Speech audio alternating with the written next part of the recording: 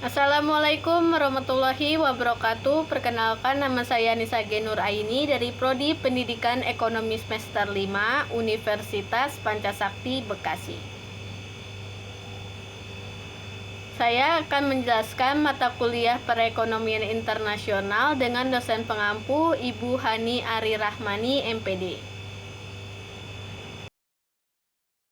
Topik yang akan dibahas yaitu 1. Sistem moneter internasional, 2. Foreign exchange, 3. Balance of payment, 4. International finance and payment, 5. Arus modal dan bisnis internasional, dan yang keenam, kebijakan ekonomi makro terbuka. Pembahasan yang pertama yaitu sistem moneter internasional, yaitu suatu sistem pengaturan atau kesepakatan formal antar negara terkait nilai tukar dari masing-masing mata uang negara dunia terhadap mata uang lain. Krisis moneter internasional yaitu sebuah krisis yang berkaitan dengan masalah keuangan negara. Penyebabnya, yang pertama, anjloknya nilai mata uang, kedua, hutang yang menggunung, ketiga, krisis kepercayaan dari investor, dan yang keempat, ketidakcermatan dalam tata kelola kebijakan moneter suatu negara. Pembahasan yang kedua yaitu foreign exchange. Foreign exchange memiliki makna sebagai transaksi mata uang asing. Di Indonesia, lebih dikenal dengan nama falas atau valuta asing.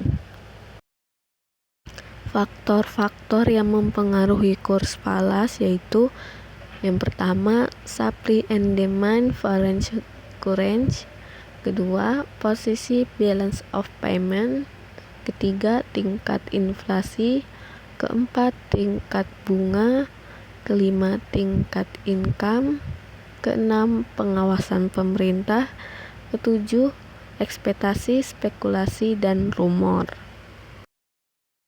Pembahasan yang ketiga yaitu balance of payment, yaitu catatan sistematis atas transaksi ekonomi suatu negara dengan negara lainnya yang dilakukan dalam periode tertentu. Fungsi balance of payment. Yang pertama, alat untuk mencatat data keuangan serta anggaran yang akan dikeluarkan dalam transaksi internasional. Kedua, bahan pertimbangan dalam menentukan langkah-langkah transaksi ekonomi dengan negara lain. Yang ketiga, sebagai bahan pertimbangan atas kebijakan moneter maupun fiskal yang dibuat oleh pemerintah. Keempat, membantu pemerintah melihat pengaruh hubungan ekonomi antar negara dengan jumlah pendapatan nasional negaranya. Dan yang kelima, menjadi bahan pertimbangan atas kebijakan terkait politik perdagangan internasional yang dibuat oleh pemerintah.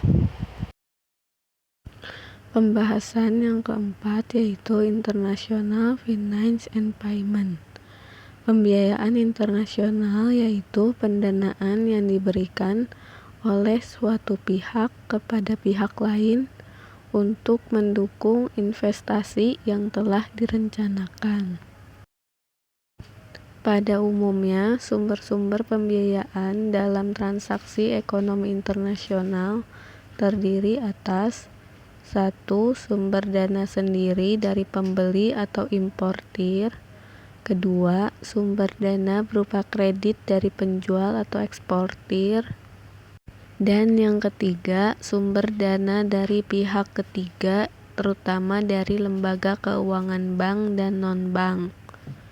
Sumber dana tersebut umumnya disalurkan melalui metode pembiayaan berikut, yaitu account receivable accounting, banker accept, short-term bank loan, counter trade, factoring, forfeiting, and leasing. Pembahasan yang kelima, arus modal dan bisnis internasional. Arus modal awal mula terjadinya karena adanya wilayah atau negara yang memiliki banyak modal dan ada pula yang mengalami kelangkaan modal. Maka terjadilah bisnis internasional.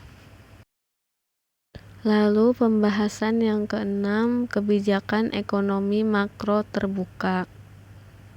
Perekonomian terbuka adalah perekonomian yang melibatkan diri dalam perdagangan internasional, ekspor dan impor barang dan jasa, serta modal dengan negara-negara lain.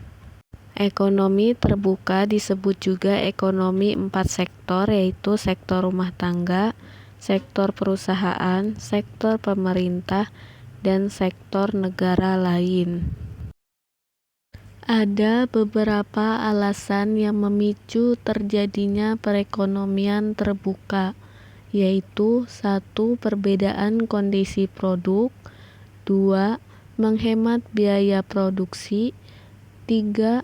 Perbedaan tingkat selera, dan yang keempat, adanya prinsip perbandingan keunggulan.